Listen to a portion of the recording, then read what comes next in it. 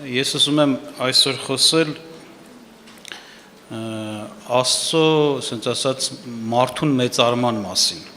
Այսինքն պետք է տեսնենք մի կողմից որքան է Աստված բարձրացնում եւ մեծացնում մարդուն, մեծարում իր բոլոր ստեղծագործության մեջ։ Մենք գիտենք, Աստված միայն մարդ չստեղծեց, Աստված շատ բաներ ստեղծեց, չէ՞։ Բայց հետաքրքիրը ինչպիսի ծրագիր ուներ Աստված մարդու համար եւ ինչի է հասցնում Աստված մարդուն, տեսնում ես իրոք առանձնահատուկ տեղ է շնորհում մարդուն, հատուկ, որպես իր գերագույն ստեղծագործություն։ Մարդու թագավորության մասին, թագավորելու իշխելու մասին պիտի խոսեմ։ Նախ պետք է հիշեցնեմ, որ հենց սկզբից Ծննդոց գրքում որ կարդում ենք, հետաքրքիր ասենք խոսքը հնչում, որ Աստված խոսում է այն ստեղծագործությունը, որ մարդ է կոչվում, ինչ իրավունքներ, ինչ իշխանություն ունի, նրա իշխելու, ղեկավարելու գործնեության ոլորտներն է խոսում եւ հիշում եք ինչպես էր խոսքը հնչեց, երբ որ հենց նոր պիտի ստեղծեր մարդուն։ Նրա ծրագիրը այսպես էր եւ Աստված ասեց, այսինքն Ծննդոց 1:26-28-ն եմ կարդում, որ հաճախ կարդացվող համարը։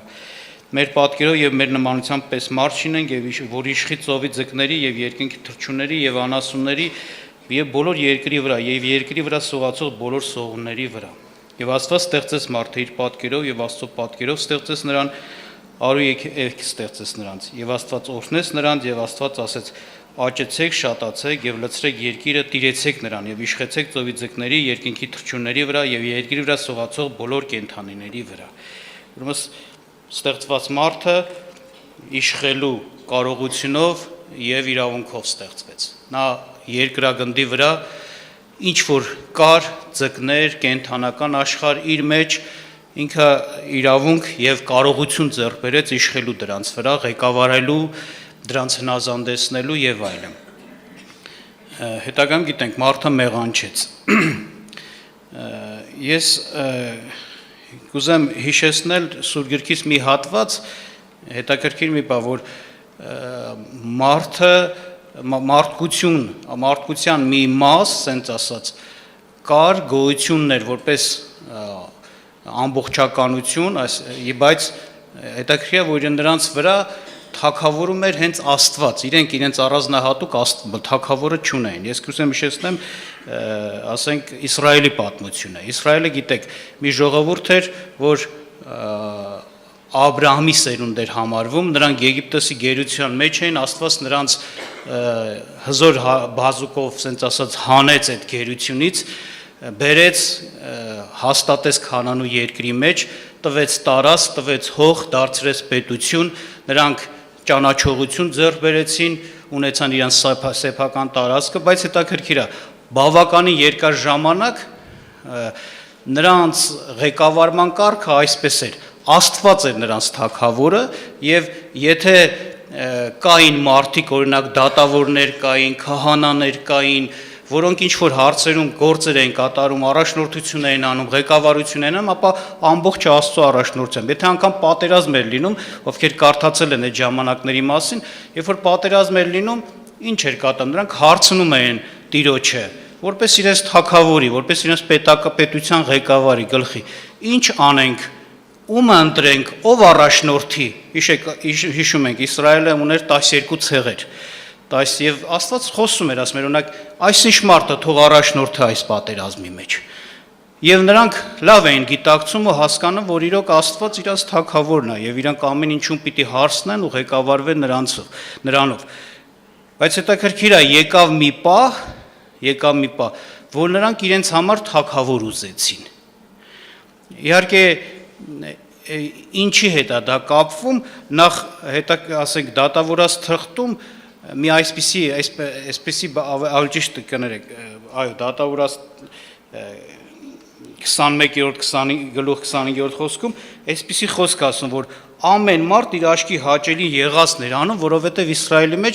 մարդ թագավոր չկար, այսպես կարելի ասել։ Այսինքն մարդու մի տկարություն, որ եթե նրանք օրինակի համար շոշափելի ձևով, նյութականացված ձևով Աստծուն չեն տեսնում եւ տենց որպես ինչպես ուրիշներ ունեին մարդ թագավոր, իրանք շատ հարցերում, այսպես ասած, կարելի ասել, իրանք անազգամություն էին տալիս։ Վարվում էին, ասում եմ, ամեն մարդ վարում էր ինչպես ուզում էր։ Այսինքն խառնաշփոթ կար, անկարգություններ կար եւ այլը։ Սա մարդու տկարությունն է իրականության մեջ։ Այսօր է շատ ժամանակ անգամ որ նայում ենք, անգամ հոգեվոր հավատացյալ մարդը, քանի որ ասենց ասած Աստծուն չի տեսնում, Աստծուց ավելի հարցեր կա, ավելի քիչ է ակնածում, ամաչում, քան թե օրինակի համար իր տեսնող առաջնորդից։ Շատ ես լսեմ եկել ասում են հանկարծ օրինակի համար այսինչ եղբայրը չիմանա, ինչ որ մի բան են արել կամ այն ինչը չիմանա, այսինքն ոնց որ նայում ես փոխանակ Աստծուց նախ վախենան եւ հասկանան որ Աստված է տեսնում, ավելի շատ իրանք ակնածում են տեսանելի, շոշափելի անձից, որի հետ շփվում են եւ իրանց վախը ավելի նրանցից է։ Բայց սա այսպես պիտի չլինի, բայց սա մարդու տկարություն է, հարցտ է։ Եվ այդպիսի իրավիճակ կար, շատ ուրիշ ասեք, Աստված, Սուրբ Աստված, հզոր Աստվածը, մեծ Աստվածը նրանց առաջնորդում էր, զանազան հրաշքներ, նշաններ էր անում, պատերազմների մեջ հաղթություն էր տալիս, գործեր էր կատարվում, բայց միևնույն է, տեսնում ենք նրանք ասենց ասած իրանց այդ տկարության պատճառով պահանջ դրեցին, որպեսզի իրանց թագավոր լինի։ Եվ կուզեմ կարդամ առաջի թագավորաց 7-րդ գլխից 1-ից 9 խոսքեր ասում է, երբ որ Սամվելը ծերացավ եւ իր որդիներին Իսրայելի վրա դատավոր դրավ, եւ նրա անդրանիկ որդի անունը Հովել, երկրորդի անունը Աբիայր եւ Բերսաբեումը դատավորություն էին անում։ Եվ նրա որդիք չգնացին նրա ճանապարհի մեջ, այլ շահասիրության ետևից ընկան եւ կաշառք էին առնում։ Եվ Իսրայելի բոլոր ծերերը ժողովեցան եւ գնացին Ռամա Սամվելի մոտ եւ նրան ասացին. «Ահա դու ծերացել ես եւ քո որդիքը չեն գնում քո ճանապարհի մեջ։ Արդ մեզ վրա թագավոր դիր, որ մեզ դատե ինչպես որ ամեն ազգերը»։ Եվ այս բանը Սամվելի աչքին վատ երևցավ, որ ասեցին թե մեզ թագավոր տուր, որ մեզ դատե։ Ես Սամվելը աղոթք արավ Տիրոջը։ Եվ Տերը Սամվելին ասեց. «Լսի ժողովրդի խոսքին, եւ այս ամենը, որ քեզ ասեցին, որտեւ նրանք ոչ թե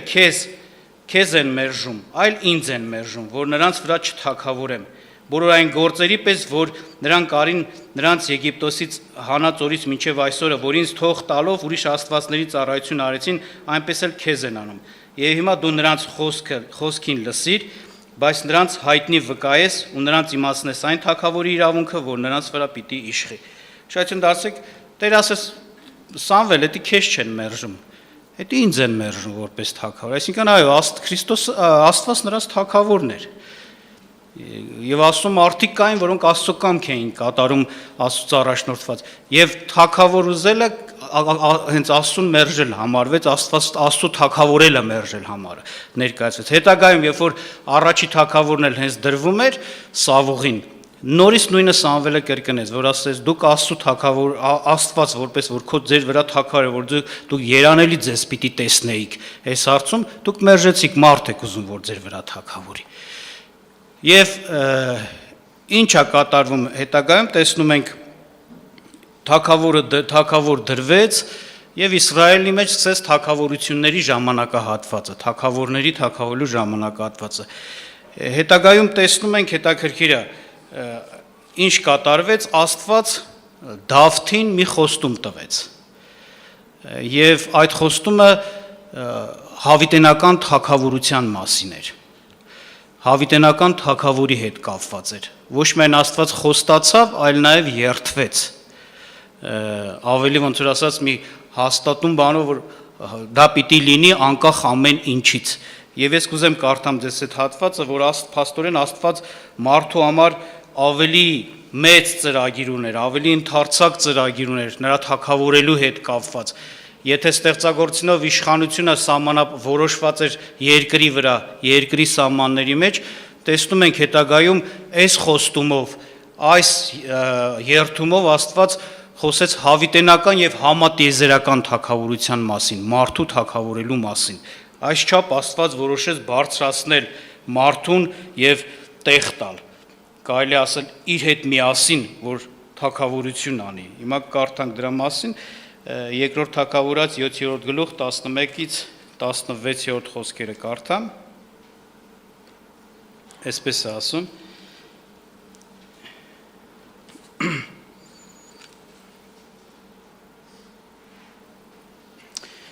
Ուրեմն Աստված Նաթան մարգարեին ուղարկեց եւ Դավթին այսպիսի խոսքեր ասեց, ասում է, ինչպես որ եղավ իմ ժողովրդի Իսրայելի դատավորների դրած օրից ի վեր, ես քեզ պիտի հանգստացնեմ քո ամեն թշնամիներից եւ Տերը քեզ իմացնում է, որ Տերն է քեզ համար տուն շինելու։ Ուրեմն Դավիթը, կներեք, ասեմ ինչի համար այսպես ասում, Դավիթը մտածում էր Աստծո համար տուն շինեմ, որովհետեւ այսպես ասեմ, հիշում եք, խորան կար, որտեղ կատարվում էր այդ ամեն պահանջված Աստծո զոհաբերությունները, երկրպագությունը, պաշտամունքը, տոները եւ այլը, եւ այդ խորանը վրանի նման էր։ Մի հիմնական տուն չէր։ Դավիթ ասում է, ես լավ տան մեջ եմ ապրում, բայց Աստծո ներկայությունը ոնց որ այդ խորանը, այդ Աստված այդ վրանների մեջ է ապրում։ Ես մտածում էր Աստծո համար տուն շիներ, հիմնական մի տաճար, քարեղեն տաճար։ Բայց Աստծոս պատասխանը սա եղավ, ոնց որ եթե դու մտածում ես դրա մասին, ապա Տերը քեզ համար տուն է շինելու։ Ասում է, երբ որ օրերը լրանան եւ դու քո հայրերի հետ ննջես, քեզանից հետո քո երանքից դուրս եկող զավակիդ պիտի բարձրացնեմ, նրա թագավորությունը հաստատեմ։ Նա իմ անունի համար է տուն շինելու եւ ես նրա թագավորության աթոռը կհաստատեմ հավիտյան։ Եվ նրան հայր կլինեմ եւ նա ինձ որդի կլինի եւ եթե նա անիրավություն անի, ես նրան կպատժեմ մարդկանց գավազանով եւ մարդկանց որդների հարվածներով։ Բայց իմ ողորմությունը նրանից չի հեռանա, ինչպես որ Սավուղից հեռացրի, որին քշեցի քո առաջիցը։ Եվ քո տունը եւ քո թագավորությունը քո առաջին հավիտյան ապահով է, եւ քո աթոռը հաստատ պիտի մնա հավիտյան։ Եվ Նաթանը այս խոսքերը բոլոր խոսքերը խոսեց եւ այլը։ Ուրեմն տեսնում ենք, այստեղ խոսում է եւ Դավթից հետո նրա որդի բանի մասին, Սողոմոնի մասին էլ, որտեղ ասում է, եթե նա չնազանդվի, ապա ես մարդկանց գավազանով նրան ոնց որ ուղղության կբերեմ, կպատժեմ, բայց նաև խոսում է հավիտենական թագավորության մասին, որտեղ գիտենք Սողոմոնի թագավորությունը հավիտենական չէր։ Սողոմոնն էլ որոշակի ժամանակահատված թագավոր էր, նրանից հետո, ասած ասած, թագավորը փոխվեց։ Այստեղ խոստում կա եւ հետագայում նաեւ ուրիշ տարբեր տեղերում սա հաստատում է երթվում, որ Աստված որոշել է Դավթի սերունդից հավիտենական թագավոր բարձրացնի։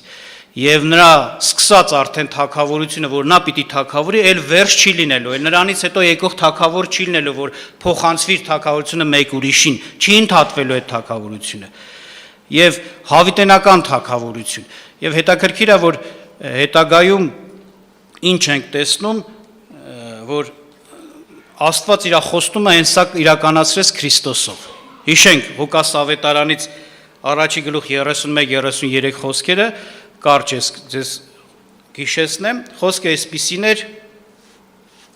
որ երբ որ Մարիամին ավետիք տրվեց,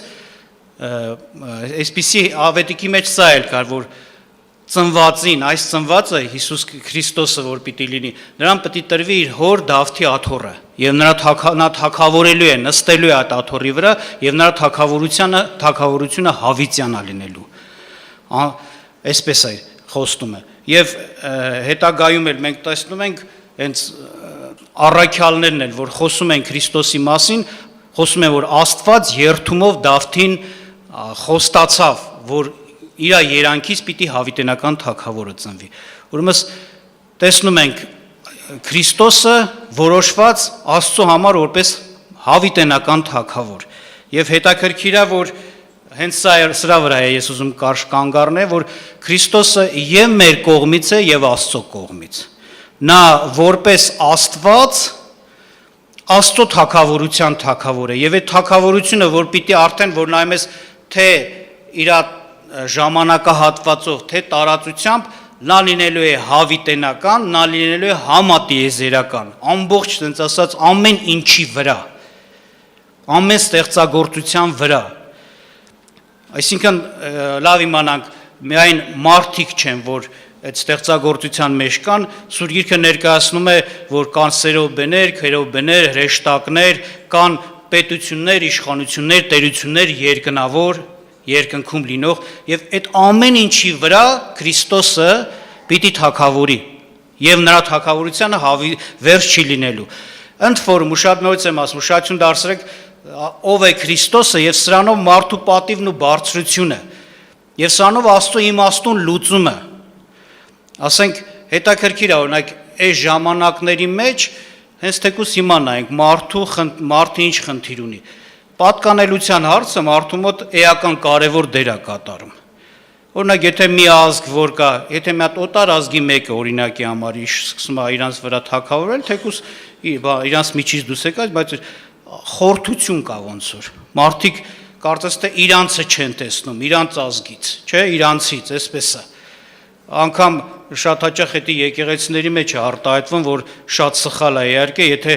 ասենք միտեղ մի օտար ազգի մեկն է ղեկավարում առաջնորդում, տենում ես ոմանք այս պատճառով տկարանում են, ոնց որ կարծես թե իրանցը թող լիներ, խի պիտի օտար ազգից այսպես, բայց Աստծո ժողովրդի մեջ օտարություն չկա, որտեվ ազգը չի որոշում, այլ ասենք ասեմ մենք գիտենք Քրիստոսի ընդունելությունով որպես նոր ժողովուրդ Աստծո ժողովուրդ լինելն է կարևոր։ Այստեղ արդեն բան չկա։ Համենայն դեպս հետաքրքիր է Աստծո գործը։ Աստված այնպես անում, որ մարդը հավիտյան այդ թագավորության մեջ լինելով տեսնի իր թագավորությունը դա։ Մարդու թագավորությունը, որտեղ մենք գիտենք Քրիստոսը եղավ մեզ նման մեկը, մեզանից մեկը, ինչպես Սուրբ Գիրքն ասում, մեր նման մարդ։ Եվ մեր եղբայրներից մեկը, ինչպես Սուրբ Գիրքն ասում, մեզանից մեկը պիտի նստի Աստծո գահին եւ հավիտյանս հավիտենից թագավորի ու թագավորի ամբողջ ստեղծագործության վրա, բոլոր համատիեզերական թագավորություն։ Այսինքն կարելի ասել լուծվում է այդ հարցը, ոչ մեկ չի իրեն խորտ տեսնի ինչ-որ տեղ կամ ասենք դժվարությունն է իր մտքի մեջ թագավորի հետ կապված, իրենցից մեկն է, մեր եղբայրն է, մեր թագավորությունն է։ Այսպես է։ Կամ ինչպես այն օրինակը պատական չբերեցինք, Իսրայելը ասեց մեզ թագավոր տուր, բայց իրանք չէին տեսնում, որ Աստված հենց իրենց թագավորն է, այսինքն նորից այդ խնդիրը կար իրենց մեջ, բայց հետաքրքիր է նորից եմ ասում, Աստծո լուծումը, որ տալիս է հենց թագավոր մեզ համար, որը մեզանից է, մեր նման մեկը, փառք Աստծուն, բայց նաև հետաքրքիր է այս բանը, տալիս է մի թագավոր, որ նաև իրենից է, որտեվ Քրիստոսը նաև կատարյալ Աստված է, Աստծո տեսանելի ներկայացուցիչը, պատկերը, որ մարմին ակավ, մարդացավ, բայց եղավ մնաց նորից Աստված։ Եվ դրա համար այդ թագավորությունը նաև կկոչվի ոչ միայն Քրիստոսի թագավորություն, այլ նաև Աստծո թագավորություն։ Եվ կարելի ասել ինչ որտեղ դա նաև մարդու թագավորությունը այն առումով, որ մարդն է թագավորում, մեր թագավորությունը։ Սրա համար փառք Աստծուն, իրոք իր հետաքրքիր լուծումների համար, որ Աստված այնպես է արել, որ նախ ուշադրություն դարձրեք, բարձրացրել է մարդուն եւ իր թագավորության գահին է նստեցրել։ Ամեն ինչի վրա, որ Աստված էր թագավորում, ամեն ինչի վրա մարդը պիտի թագավորի։ Եվ սա իրոք մեզ համար մեծ պատիվը ու փառքը։ Եվ հիշենք, որ